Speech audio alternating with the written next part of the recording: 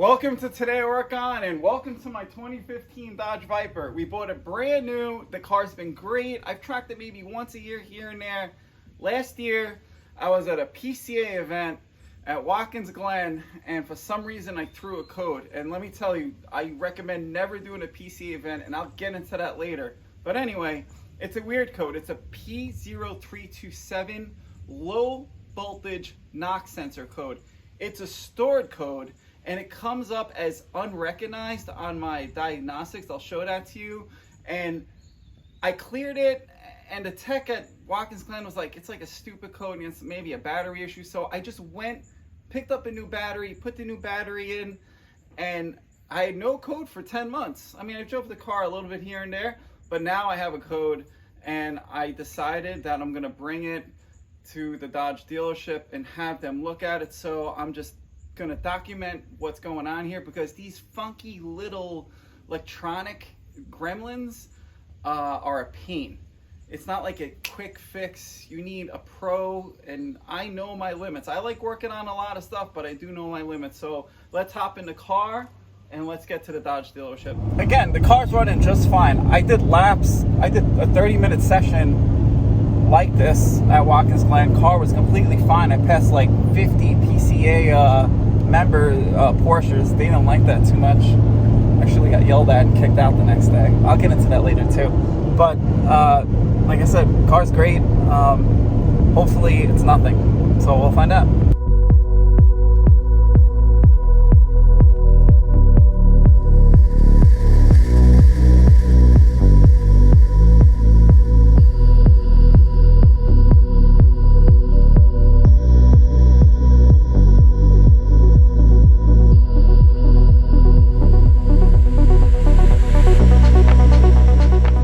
Dropped off the car. Very nice guy at the tech shop. He races bikes, which makes me feel comfortable that he's in my Viper. And you know what? You gotta trust these people. I have a lot of good friends that are master techs at shops, and you gotta trust them. You can't play scared. Like I said, this is out of my pay grade, so let them diagnose it. And sometimes it's worth it to pay. We'll see in a couple days what happens.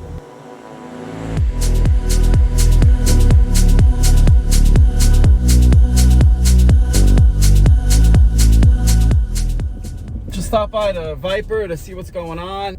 Obviously they ripped apart the intake manifold, and he still has to do testing on the knock sensors. There's two of them, and then the PCM. So the cheap fix is just swapping out the knock sensors.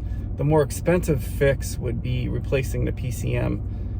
I hope that's not it, but you never know. I think it's the knock sensors. We'll see if I'm right. I told him no rush. I'll be away again this week at a track event going to Mid-Ohio with the S2000, and we don't drive the car much, so it doesn't really matter. So let's see what happens. I'm heading to Dodge, picking up the Viper. We'll go over what they found and how much it cost me, and yeah, it's gonna be pretty shocking on what they found and how much I had to pay. So well, let's get to Dodge and we'll finish up this video.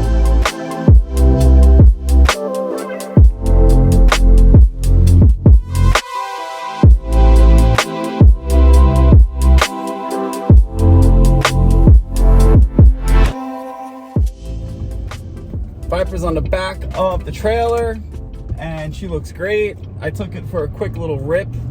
No check engine light. I was getting a check engine light every time I started the car at this point. So I'll get into how much this cost, which was not cheap, and what they actually had to do, which is kind of funny. But sometimes you gotta pay. You gotta pay the professionals. I'm gonna get into the tech. I'm gonna talk about him a little bit.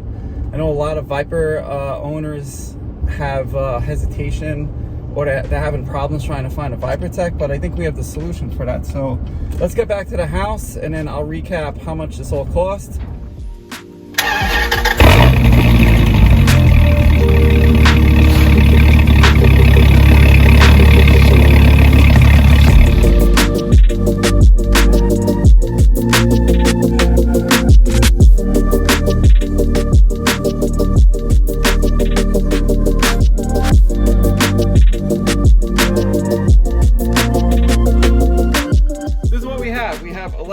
$200 in labor, and we have $897 in parts.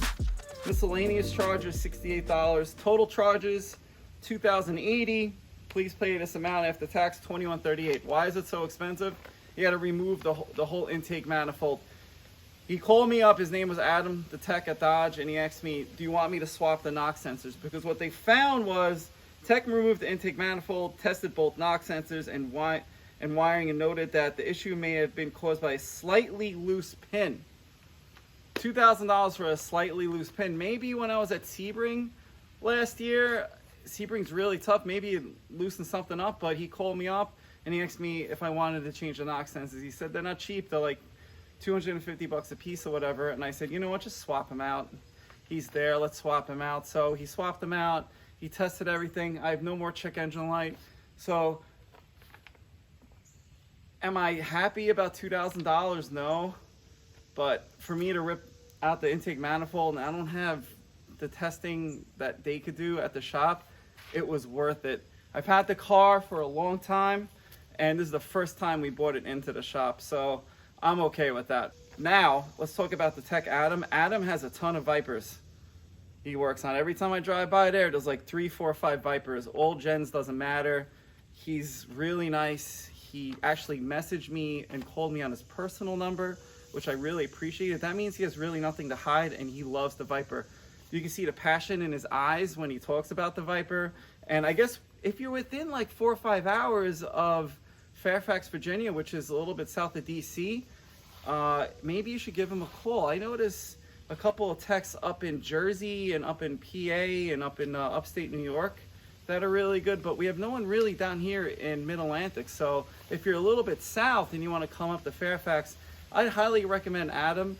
And that's this video. So I'm gonna do a long-term video with the Viper, but and because we've owned it since brand new, since 2015, so I have a lot of videos to make. I just don't have time, but I'm trying to crank them out. So thanks for watching. If you like this video about the Viper, please like it. If you want to see more content with the Viper, please subscribe. I'm probably gonna do some comparison videos over here. We have my Track S2000, and I'm gonna compare like what's more fun to drive between all the 4 cars I own: the Beat, the S2000, the Viper, and the 4C. So again, thanks for watching, and catch you next time.